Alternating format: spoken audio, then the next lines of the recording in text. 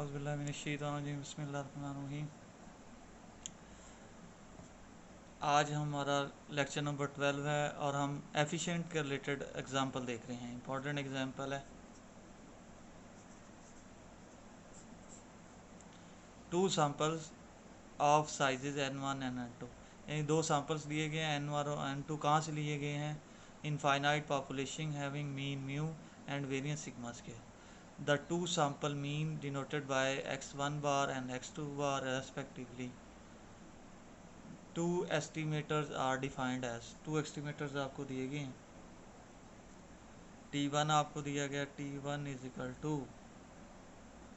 n1 x1 bar plus n2 x2 bar divided by n1 plus n2 and T2 भी दिया गया है x1 bar plus x2 bar divided by 2। एक ये estimator दिया गया आपको और एक ये। और साबित ये करना है which one is efficient. Question ये पूछा गया इन दोनों में से एफिशिएंट कौन सा है, यानी हमने साबित करना है इन T1 and T2 which one is efficient. फिर देख लें कि दो सैंपल्स लिए गए n1 एंड n2 कि कहाँ से लिए गए हैं, जिसका इनफाइनाइट पॉपुलेशन से लिए गए हैं, इनफाइनाइट पॉपुलेशन से लिए गए हैं जिसका मीन म्यू है, वेरिएंस सिग्मा स्क्वायर है। और दो सैंपल्स दिए गए हैं x1 bar x2 bar respectively.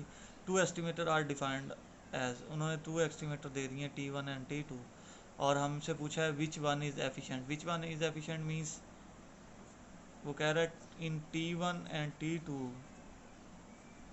Which one is efficient, इन दोनों में से एफिशिएंट कौन सा है, वो ये कहना चाह रहा है।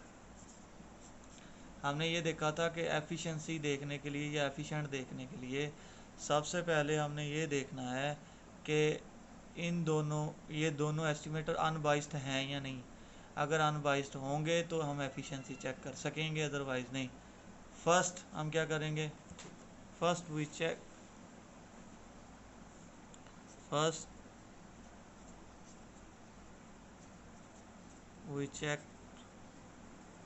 हम चेक करेंगे, क्या करेंगे कि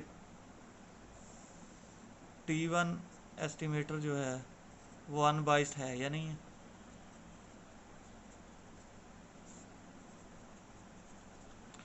और T2 एस्टिमेटर जो है वो भी अनबाइस्ड है या नहीं है। तो क्या करेंगे, एक्सपेक्टेशन लेंगे अगर ये म्यू के इक्वल आ गया, क्योंकि हमने ये देखा है ये दोनों सैंपल का, ये आपने याद रखना है, दोनों सैंपल्स जो भी लिए गए हैं उनका मीन क्या है, म्यू है, और दोनों सैंपल्स का वेरिएंस क्या है, सिग्मा स्क्वायर है। ये आपने ज़हन में रखना है अपने दोनों का।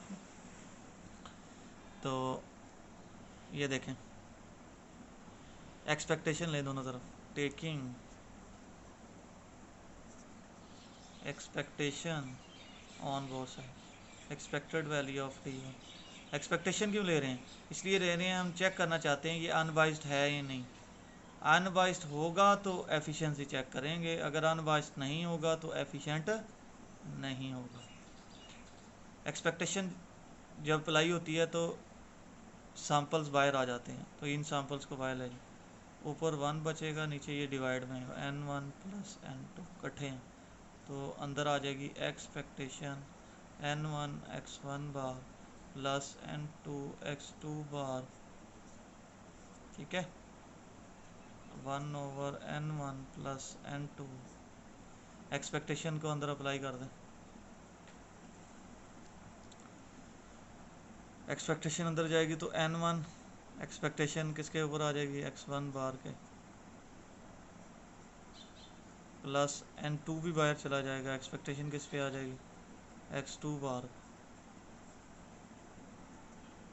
1/n1 plus n2।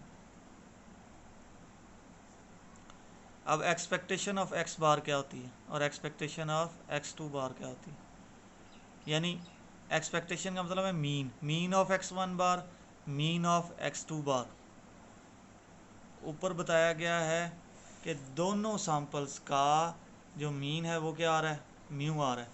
तो x1 का मीन भी म्यू है और x2 का मीन भी म्यू है, यानी x बार का मीन x2 बार का मीन, तो ये आ जाएगा n1। x1 बार का मीन क्या आएगा, म्यू। x2 बार का मीन भी क्या आ जाएगा, म्यू आ जाएगा। अब देखिए ऊपर कॉमन क्या आ रहा है, ऊपर म्यू कॉमन आ रहा है, तो यहाँ पे आ जाएगा mu divided by n1 plus n2। अंदर क्या बचेगा, जब म्यू बाहर चला जाएगा यहाँ पे बचेगा n1, ये भी म्यू बाहर चला जाएगा तो n2 आ जाएगा, ये इससे कैंसिल हो जाएगा, तो आंसर क्या आ गया, म्यू आ गया। एक्सपेक्टेशन ऑफ t1 किसके इक्वल आ गई, expectation of t1 is equal to mu.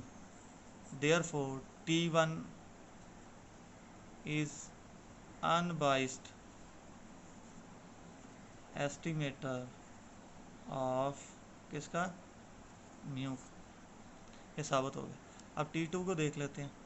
Taking expectation on both sides, expected value of t2 आ गया, एक्सपेक्टेशन यहाँ पे लेंगे x1 bar plus x2 bar divided by 2। ठीक है, एक्सपेक्टेशन अप्लाई कर दें, पहले 2 कांस्टेंट है बाहर चला जाएगा, एक्सपेक्टेशन x1 बार पे भी आ जाएगी प्लस एक्सपेक्टेशन x2 बार पे भी आ जाएगी। अभी देखा था x1 बार की एक्सपेक्टेशन किसके इक्वल होती है, म्यू के। x2 बार की एक्सपेक्टेशन किसके बराबर होती है, वो भी म्यू। तो म्यू प्लस म्यू क्या हो गया, 2 म्यू। 2 से कैंसिल हो गया, तो हमारे पास आंसर क्या आ गया, therefore t2 is an unbiased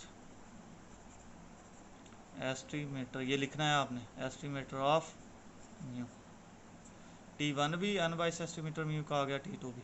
अब देख लें t1 और t2 दोनों क्या आ गए, अनबाइस्ड आ गए। जब अनबाइस्ड होंगे तो हमने चेक करना है, अब हमने चेक करना है, we have to show that which one is efficient, मतलब t1 एफिशिएंट है या t2 एफिशिएंट है। तो क्या करेंगे, इसका भी वेरिएंस लेंगे, इसका भी वेरिएंस लेंगे, दोनों में से जिसका वेरिएंस कम आएगा वो क्या होगा, वो एफिशिएंट होगा। अब दोनों का वेरिएंस लेंगे, दोबारा लिखता हूँ इन्हीं एस्टिमेटर्स को आगे वाले नेक्स्ट पेज। तो t1 मेरे पास क्या है, t1 is equal to n1 x1 bar plus n2 x2 bar divided by n1 plus n2। और t2 हमारे पास क्या है, x1 bar plus x2 bar divide by 2। अब क्या लेंगे, वेरिएंस लेंगे, taking variance on both sides. Variance ले रहे हैं, variance of t1 variance of n1 x1 bar plus n2 x2 bar divided by n1 plus n2। Variance आपको मैंने बताया था, वेरिएंस क्या होता है, एस स्केयर, मतलब स्केयर क्वांटिटी है। तो जब भी कांस्टेंट बाहर आएगा तो स्केयर होके बाहर आएगा, ऊपर तो 1 ही रहेगा, ये बाहर आएगा तो स्केयर होगा, n1 प्लस n2 का स्केयर। अंदर क्या बचता है, variance of n1 x1 bar plus n2 x2 bar, variance apply करते हैं तो 1/n1 प्लस n2 का होल स्केयर। तो वेरिएंस फर्स्ट वाले के साथ भी आ जाएगा और वेरिएंस सेकंड वाले के साथ भी आ जाएगा, 1/n1 plus n2 whole square. अब देखें ये दोनों मल्टीप्लाई हो रहे हैं, n1 is a constant, constant जब वेरिएंस से बाहर आएगा तो वेरिएंस क्या थी, स्केयर क्वांटिटी थी। तो वेरिएंस में ये जो n1 है ये बाहर आएगा तो क्या हो जाएगा, n1 का स्केयर वेरिएंस ऑफ x1 बार। इसी तरह n2 भी बाहर आ जाएगा तो वेरिएंस यहाँ पे अप्लाई होगा, तो वेरिएंस ऑफ x2 बार।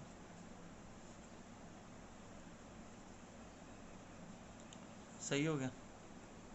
अब मज़ीद इसे सॉल्व करते हैं, 1/n1 प्लस n2, ये आ गया n1 का स्केयर वेरियंस ऑफ x1 बार ये होता है सिग्मा स्क्वायर ओवर n1 के, और n2 ये होता है variance of sigma square over n2। x1 बार का वेरियंस किसके बराबर होता है, ये फार्मूला है, याद रखना है, x sigma square over n1, और वेरियंस ऑफ x2 बार का वेरियंस क्या होता है, sigma square over n2।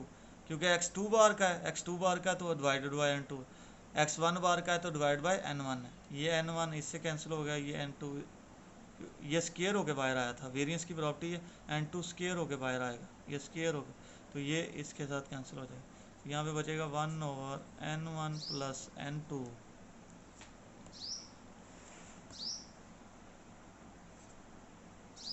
n1 sigma square plus n2 sigma square. इनमें कॉमन क्या आ रहा है, सिग्मा स्क्वायर कॉमन आ रहा है, अंदर क्या बचेगा n1 प्लस n2। यहाँ पे स्क्वायर क्वांटिटी थी, स्क्वायर थी, स्क्वायर थी, क्योंकि ऊपर से स्क्वायर आ रही है, तो ये n1 प्लस n2 इससे कैंसिल हो गया। तो हमारे पास आंसर क्या है, sigma square over n1 plus n2 equal to variance of t1। लो जी, वेरियंस ऑफ t1 आ गया। इसी तरह वेरियंस ऑफ t2 निकालना है, फिर वही तरीका, taking variance on both sides, तो variance of t2, variance of x1 bar plus x2 bar divided by 2 is a constant, variance apply हो रहा है, तो ये स्क्वायर होके बाहर आ जाएगा, तो वेरियंस आ जाएगा x1 बार प्लस x2 बार। वेरियंस अप्लाई कर दें, 2 का स्क्वायर क्या आएगा 4, वेरियंस इस पर अप्लाई होगा, variance of x1 bar, variance इस पर अप्लाई होगा, वेरियंस ऑफ x2 बार, तो 1/4। वेरियंस ऑफ x1 बार पहले देखा है अभी, sigma square over n1 plus variance of x2 बार क्या होता है, sigma square over n2। In common क्या आ रहा है, ऊपर कॉमन क्या आ रहा है, सिग्मा स्क्वायर कॉमन आ रहा है, सिग्मा स्क्वायर बाहर चला जाएगा, अंदर क्या बचेगा,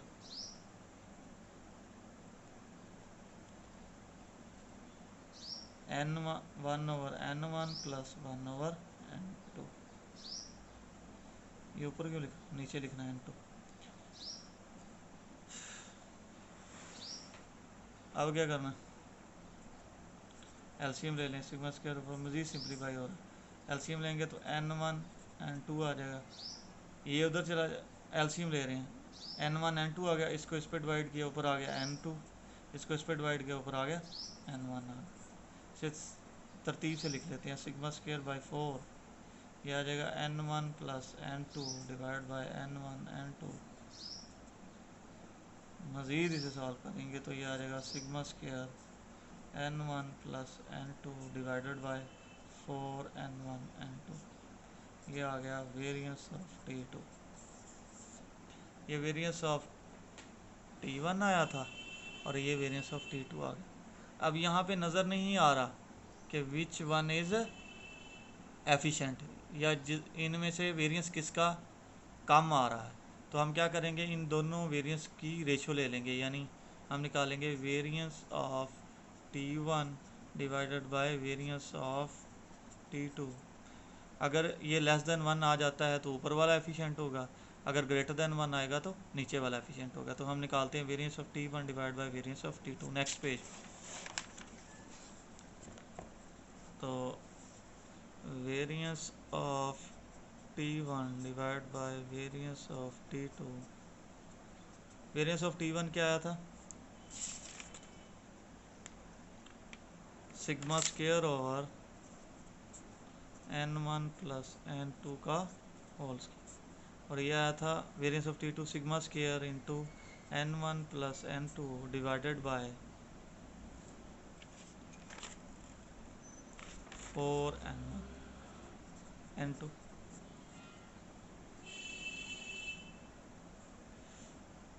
ये देखें इसे मज़ीद सिंप्लीफाई करते हैं, ऊपर बचता है sigma square n1 plus n2 का स्क्वायर मल्टीप्लाई, उसके नीचे कुछ ना, उसके नीचे 1 होता है।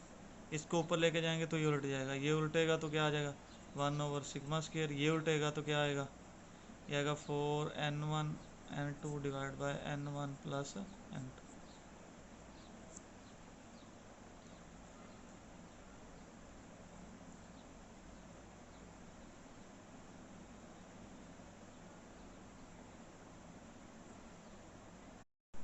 ये मैंने पीछे दोबारा देखा है, ये सिग्मा स्क्वायर वो n1 प्लस n2 है, स्क्वायर नहीं है यहाँ पे, ये स्क्वायर तो वो कैंसिल हो जाता है। अब ये सिग्मा स्क्वायर इस सिग्मा स्क्वायर से कैंसिल हो गया, यहाँ पे हमारे पास क्या बचता है 4n1 n2 divided by n1 plus n2 whole square, variance of t1 divide by variance of t2। अभी भी यहाँ पे नज़र नहीं आ रहा कि ये लेस देन 1 क्वांटिटी है या ग्रेटर देन 1 है, अभी भी ये नज़र नहीं आ रहा। तो हम कैसे साबित करेंगे कि ये जो है ग्रेटर देन 1 है या लेस देन 1 है। ये 4n1 n2 का फार्मूला और यहाँ पे n1 प्लस n2 का होल स्क्वायर आ रहा है। अब हमने हम जानते हैं एक फार्मूला हमने पढ़ा हुआ है, अगर आप मैट्रिक में भी पढ़ा हुआ है कि 4ab इक्वल होता है a प्लस बी का square minus a minus b का स्क्वायर। तो यहाँ a की जगह n1 है, b की जगह n2 है, तो 4n1 n2 बराबर आ जाएगा n1 प्लस n2 का square minus n1 minus n2 का स्क्वायर। इसे लिख सकते हैं ऊपर वाले को n1 प्लस n2 का स्क्वायर और माइनस n1 माइनस n2 का divided by n1 plus n2 whole square. ये डिवाइड हो रहा है, इसको इसके नीचे भी लिख सकते हैं n1 प्लस n2 का square divide by n1 plus n2 का स्क्वायर माइनस, इसको इसके नीचे भी लिख सकते हैं n1 माइनस n2 का square divided by n1 plus n2 का स्क्वायर। ये भी स्क्वायर लेंगे, ये भी स्क्वायर, ये दोनों एक तरह के, ये कट जाएंगे, तो 1 माइनस n1 माइनस n2 का whole square divide by n1 plus n2 का होल स्क्वायर। ये वैल्यू ऐसे आ गई और ये हमारा आ गया variance of t1 divide by variance of t2। अब देखें ये भी स्क्वायर क्वांटिटी है, नीचे भी स्क्वायर क्वांटिटी है, मतलब ऊपर n1 n2 दुनिया जहाँ की जो मर्जी वैल्यू ले लें तो वो आंसर हमारा पॉजिटिव आएगा, नीचे भी आंसर क्या आएगा पॉजिटिव, तो इसको इस पर डिवाइड करेंगे तो हमेशा आंसर क्या आएगा पॉजिटिव आएगा। और n1 n2 जो है वो हमेशा यहाँ पे ग्रेटर देन 1 ही होते हैं, क्योंकि सैम्पल साइज़ कभी एक नहीं होता, हमेशा यहाँ पे n1 n2 हमेशा ग्रेटर देन 1 ही होंगे। आप खुद अंदाज़ा लगा लें कि यहाँ पे जो वैल्यू आएगी, यहाँ पे मेरे लिहाज से तो इसे मैं लिख सकता हूँ variance of t1 divide by variance of t2 less than 1। कैसे लेस देन 1 लिख सकता हूँ, n1 n2 हमेशा ग्रेटर देन 1 होगा, क्यों, क्योंकि सैम्पल साइज जब भी होता है, जब भी हम क्वेश्चन करते आए हैं उसमें हमेशा वैल्यू या 50 होगी, 5 होगी, 10 होगी, 15, कभी भी सैम्पल साइज 1 नहीं होता। n1 n2 हमेशा ग्रेटर देन 1 होता है। अब देखें n1 n2 दुनिया जहाँ की जो मर्जी वैल्यू ले लें, ज़ीरो तो सैम्पल साइज हो ही नहीं सकता, ज़ीरो होगा तो आंसर 1 आएगा, मगर हमेशा ज़ीरो से बड़ा होगा, तो जब भी बड़ा वैल्यू लेंगे इसको इसमें से माइनस करें, स्क्वायर वैल्यू लें तो यहाँ पे पॉजिटिव आंसर आएगा, नीचे भी दोनों को ऐड करके स्क्वायर लेंगे, आप लेके भी देख सकते हैं n1 n2 दुनिया जहाँ का कोई भी नंबर ले लें, ना ज़ीरो लेना है ना 1 लेना है, क्योंकि सैम्पल साइज ना तो ज़ीरो होता है ना 1 होता है। दुनिया जहाँ का जो मर्जी नंबर यहाँ पे पुट कर दें, पुट करने के बाद इनकी रेशो लेकर देखें, आंसर हमेशा ग्रेटर देन 1 आएगा। जब यहाँ पे अगर आंसर ग्रेटर देन 1 आएगा तो 1 minus greater than, for example इसको डिवाइड किया आंसर 2 आ गया, तो 1 में से 2 निकालेंगे तो आंसर नेगेटिव में चला जाएगा। मतलब ये हुआ कि 1 में से माइनस करेंगे स्क्वायर क्वांटिटी की रेशो तो हमेशा 1 से बड़ा आंसर आएगा, तो 1 माइनस करेंगे तो आंसर 1 से छोटा हो जाएगा। It's means that variance of T1 less than variance of T2, so therefore T1 is more efficient than T2, यही साबित करना। यहाँ पे टेंशन नहीं लेनी, बहुत आसान है। 1 माइनस समथिंग, आप खुद अंदाजा लगाने, 1 में से कोई भी चीज़, कोई पॉजिटिव क्वांटिटी जब भी नेगेटिव करेंगे तो वो आंसर 1 से कम ही आएगा ना, क्योंकि 1 में से माइनस कर रहे हैं। तो जब 1 से कम आएगा मतलब 1 से लेस आएगा, लेस देन 1, इसलिए लिखा है। इसको इधर ले गए, वेरिएंस ऑफ T1 छोटा हो गया वेरिएंस T2 का। It's means that T1 is more efficient then T2। अब असाइनमेंट आपको दे रहा हूँ। असाइनमेंट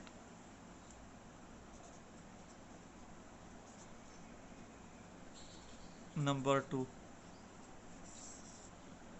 प्रैक्टिस क्वेश्चन के तहत आपको दे रहा हूँ।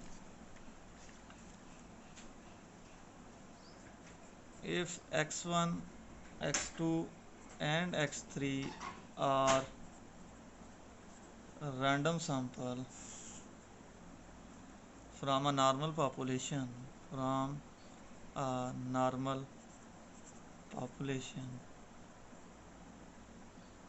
with mean mu and variance sigma square, with mean mu and variance sigma square,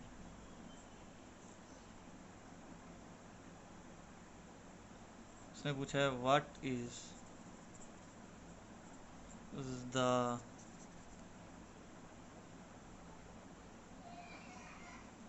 relative efficiency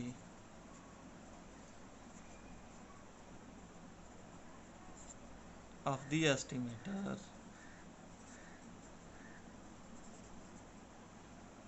T1 आपको दिया हुआ है x1 plus 2x2 plus x3 divided by 4 and T2 दिया हुआ है x1 plus x2 plus x3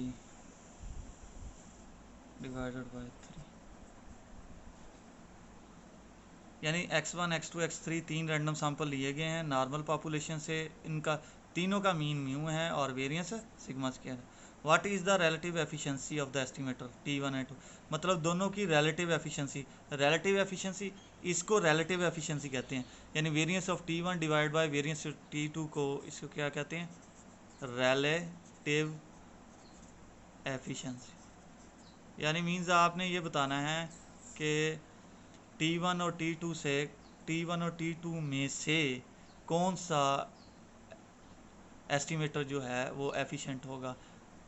ये बात आपने जहन में रखनी है। T1 और T2 की एफिशिएंसी चेक करने से पहले आपने इन दोनों को चेक करना है क्या ये दोनों अनबाइस्ड एस्टिमेटर हैं या नहीं हैं। अगर हैं तो फिर एफिशिएंसी चेक करेंगे, वो नेक्स्ट स्टेप होगा।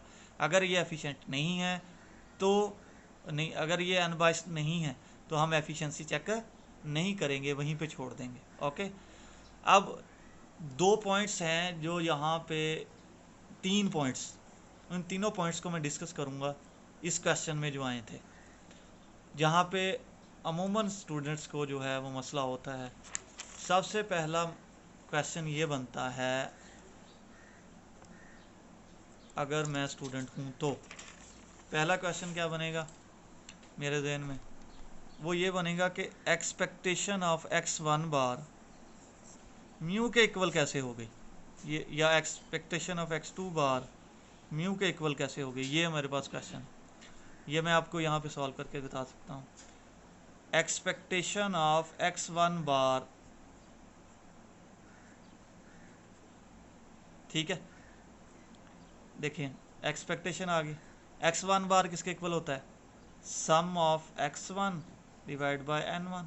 वो जैसे x बार बराबर होता है किसके, sum of x divide by n। अब x1 बार है तो हम क्या लिखेंगे, एक्सपेक्टेशन वैसे ही आ गई, x1 बार को लिख दिया सम of x1 divided by n1। अब n1 is a constant, n1 क्या है, कांस्टेंट है, कांस्टेंट बाहर चला जाएगा तो 1/n1 आ गया। एक्सपेक्टेशन हो गई सम ऑफ x1 की, सम भी ऑपरेटर है, सम बाहर चला जाएगा, एक्सपेक्टेशन किसकी आ जाएगी, x1। अब एक्सपेक्टेशन ऑफ x1, किसी की भी एक्सपेक्टेशन नहीं है, हमने पढ़ा हुआ ये म्यू के इक्वल होती है, 1/n1 आ गई। सम इज ऑपरेटर, सम का मतलब है कोई चीज़ जमा हो रही है, यानी ये सम हो रहा है म्यू। अब सम ऑफ म्यू का मतलब क्या होगा, देखें mu plus mu plus mu plus up to so on mu, ये म्यू ऐड हो रहे हैं। अब कहाँ तक हो रहे हैं, क्योंकि ये सैम्पल साइज n1 से लिया गया था तो ये ऐड हो रहे हैं n1 तक। अगर ये n1 तक ऐड हो रहे हैं तो इनको लिख नहीं सकते n1 म्यू,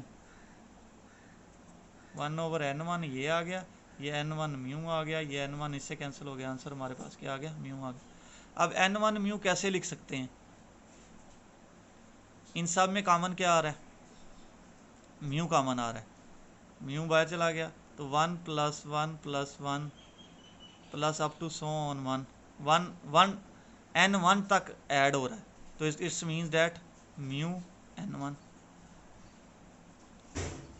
फिर देखिए expectation of x2 bar mu के इक्वल कैसे होगी, सॉरी दूसरा क्वेश्चन ये बनता है कि वेरिएंस ऑफ x1 बार कैसे बराबर हो गई सिग्मा स्क्वायर ओवर n1 के, ये भी देख लेते हैं। दूसरा क्वेश्चन हमारा बनता है, पहला क्वेश्चन ये था एक्सपेक्टेशन ऑफ x1 किसके बराबर है, म्यू के, वो हमने साबित कर दिया। अगर x1 बार म्यू के इक्वल है तो इट्स मीन दैट x2 बार भी म्यू के इक्वल होगी, ये दोनों चीज़ें सॉल्व हो। अब हम देख रहे हैं expectation sorry variance of x1 बार ये कैसे इक्वल होती है सिग्मा स्क्वायर ओवर n1 के, देख लेते हैं। वेरिएंस वैसे आ गया, x बार का फार्मूला क्या आता है, sum of x1 divide by n1।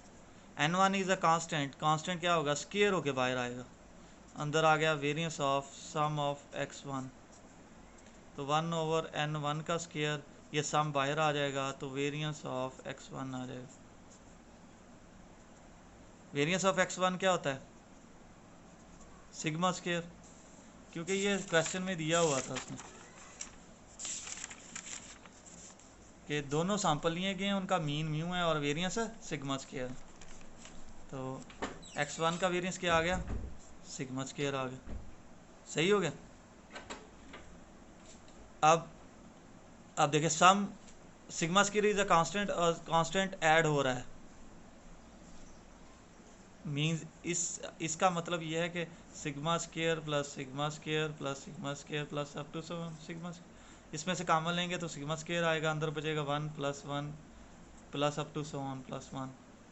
1 कहाँ तक ऐड हो रहा है, क्योंकि सिग्मा स्क्वायर n1 से लिया गया था तो n1 तक ऐड हो रहा है, तो n1 सिग्मा स्क्वायर यहाँ पे आ जाएगा 1/n1 का स्क्वायर n1 सिग्मा स्क्वायर, तो n1 इससे कैंसिल हो जाएगा तो सिग्मा स्क्वायर ओवर n1 आ जाएगा। तो सिमिलरली वेरिएंस ऑफ x2 बार बराबर आ जाएगा सिग्मा स्क्वायर ओवर n2।